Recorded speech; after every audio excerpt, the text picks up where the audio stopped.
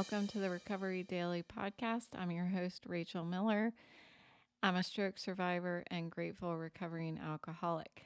Today's topic is getting creative with emotional sobriety. And emotional sobriety is typically correlated, I think people talk about it in relation to alcoholism. And emotional sobriety isn't just for recovering alcoholics. It's a state of mind that anybody really can achieve. And so I wanted to talk about what it means, and then I'll end the episode with an exercise just to help us think about creative ways of coping, both with good emotions and negative emotions. So, an alcoholic can be abstaining from alcohol, yet still living with a state of mind that is angry, sad, waiting for the next disaster, waiting for the other shoe to drop, unable to manage her relationships, all of that stuff. And even without being an alcoholic, everyone has that inner dialogue that nobody else can see. But there are some people, and I know you know who I'm talking about, who you can almost hear their dialogue by the look on their face. You can see that life is painful. It's sad, really. There are some people that you can just look at them and be like, you know, they aren't just having a bad day. They are having a bad decade, Um, there isn't something that just happened in their life right now. It's just you can see that this is the way they're walking through their life. And I hate when I see that. I'm very much a people watcher. And so I always wonder when I'm people watching if someone that I'm looking at is, and by I mean like sitting at the mall back when we had malls where people would actually walk through, but you could like sit at the mall and watch people walking by, and I would wonder if someone that I'm looking at is being mindful at the time that I'm looking at them. Like, are they i- are they being introspective, or is their mind not even where their body is? Are they reflecting on some problem going on in their life, or um are they thinking about what they're going to make for dinner? Are they like, where are their minds while their bodies are walking by? And I'm even more so thinking about this in a really abstract way because I'm listening to the book Dark Matter, which is my book club that I'm a part of was reading Dark Matter last month. This is kind of humorous. I thought I had read the whole book, listened to the whole book on Audible, and I had only listened to like the first hour or 2 hours or something like that, and I had the whole book was still left. So anyway, I'm listening. I went to the book club to review it, and I'm like, wait a minute, I didn't even listen to this book. Anyway, um, so this book, Dark Matter, is all about multi-universes or multiverses or whatever you say. Anyway, that is neither here nor there. So what when I'm looking at somebody, I'm wondering, what do they understand about their own thoughts and feelings and motives, etc.? And what kind of relationship do they have with themselves? I love to watch people and think about that stuff. You know, how do they connect, or do they even connect to their inner world, their inner workings? Are they realizing all the things that I talk about in the podcast about, you know, when they're jealous, it actually starts with fear. All of these things, like, how many people do we interact with every day that actually has uh self-reflection and spends that time getting to know themselves? I know for me, um, I really didn't start understanding Rachel for several years into sobriety. So I would say like 4 years ago. And I'm 49. Um, what I was thinking of is the example. I did this so many times. I used to have like an hour and a half drive to work, and then an hour and a half drive back. And sometimes I would find myself getting in the car, and my mind is still thinking about work. I'm in the parking garage, and I start up the car, I start driving home. The next thing I know, I'm home, and I'm like, what happened? Because I was so wrapped up in what was going on, the world that was going on inside my head. It's like life was still moving inside my head, even though I was just sitting there driving home. And this is kind of funny. I've never told anybody this, but when I was younger, and I don't know if my mom remembers this, but when I was younger, I went to the doctor, and I remember telling the doctor that sometimes I'm doing one thing. Imagine I was like in, I don't know, maybe elementary school or middle school. I don't even know how old I was, and I was trying to articulate this. And I said something about sometimes I'm doing something like walking to a friend's house or something like that.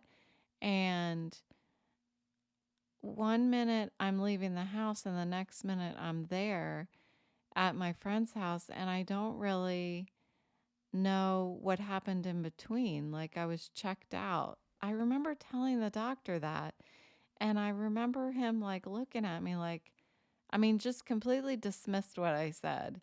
Um, but I think that's what I was trying to talk about. I was trying to talk about that I wasn't, I was just in my own little world. I guess that's what they call it when you're younger. Oh, she's just in her own little world. That was me. But what I was thinking of is that it's like sleepwalking. Now, I've never been a sleepwalker. My son had a friend who spent the night who was a sleepwalker, and it freaked me out.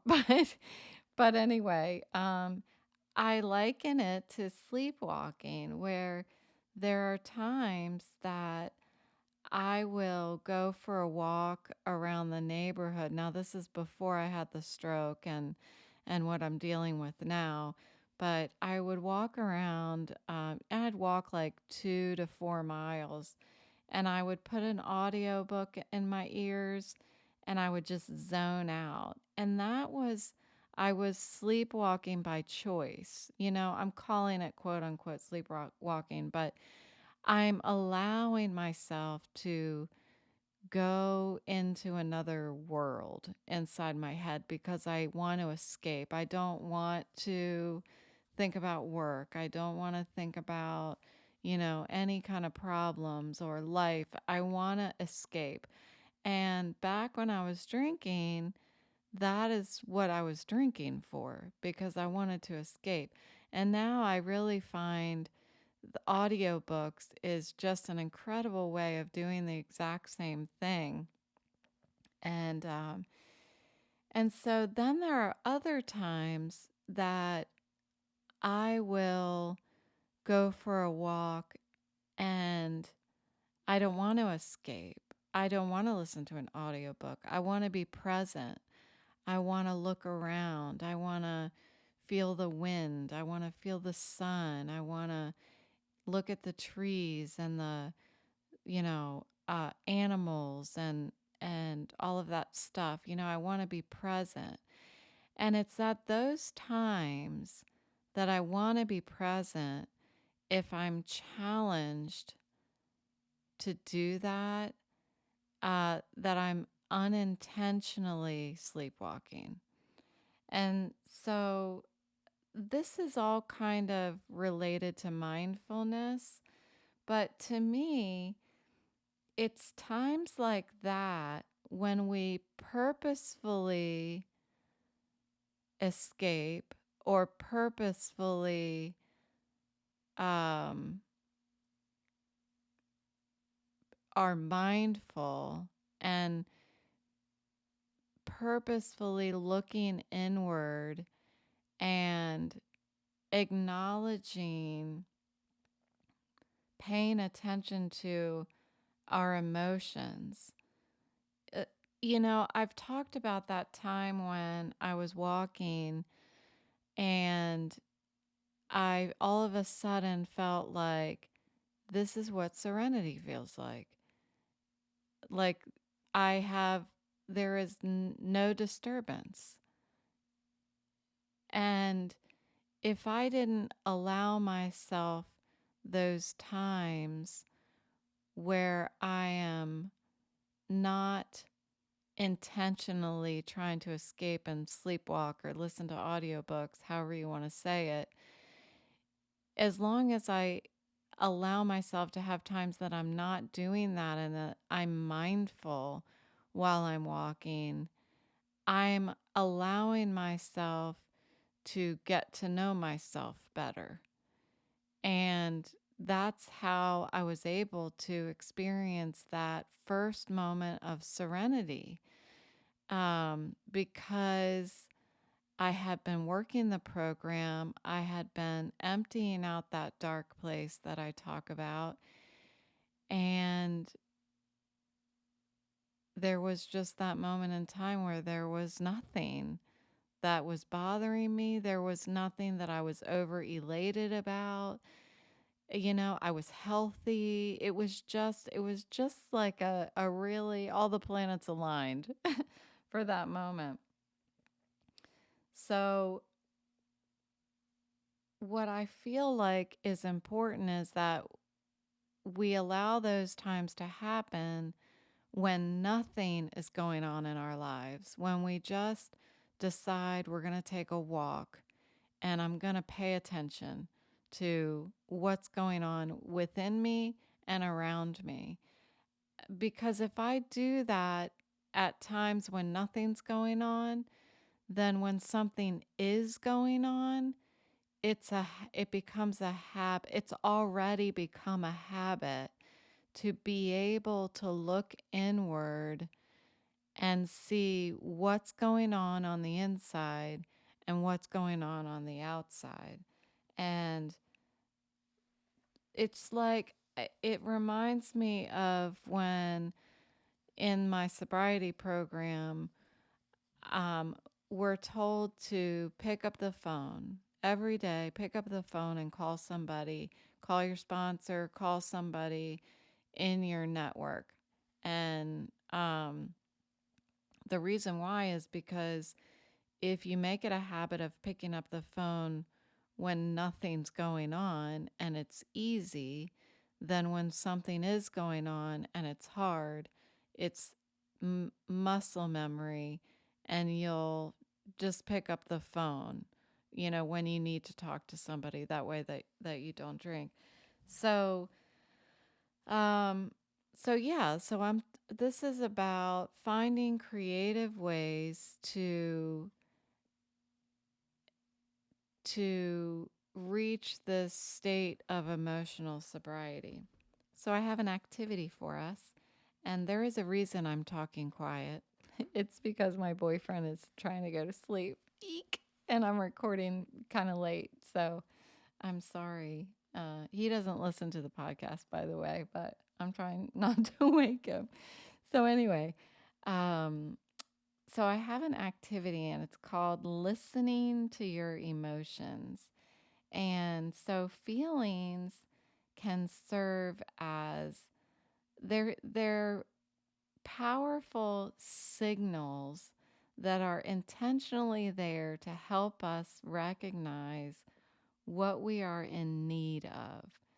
And our ability to recognize the signal and then associate that with a coping skill is is a way that we can work to better manage our emotions.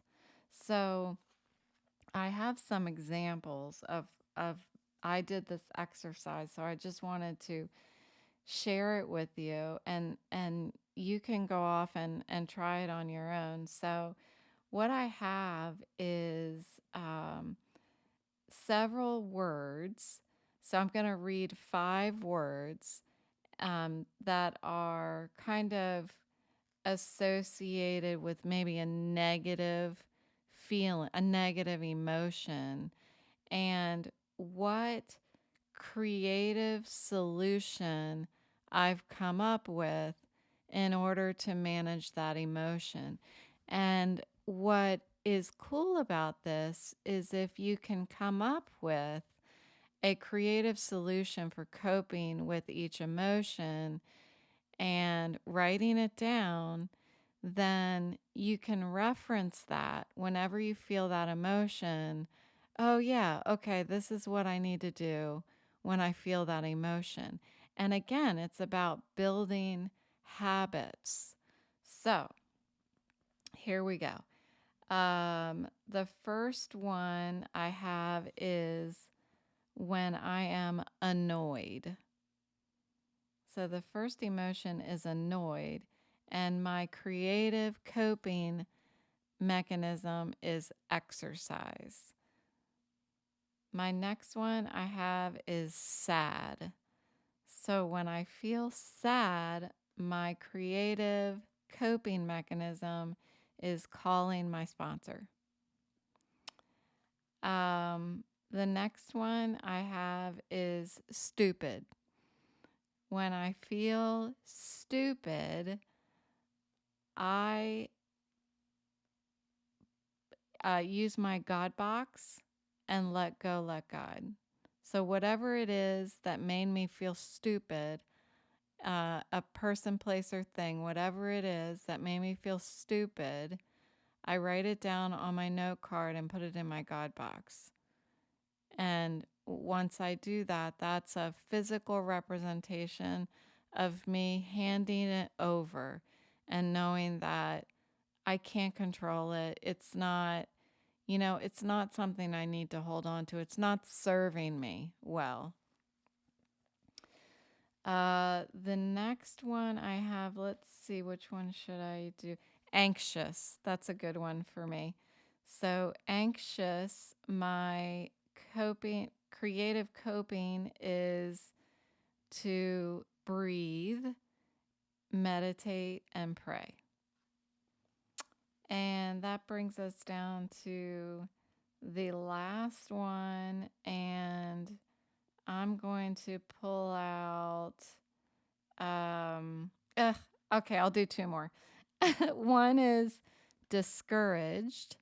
So whenever I feel discouraged, I go to an AA meeting, and that is on Zoom, and they are 24/7 online all over the world.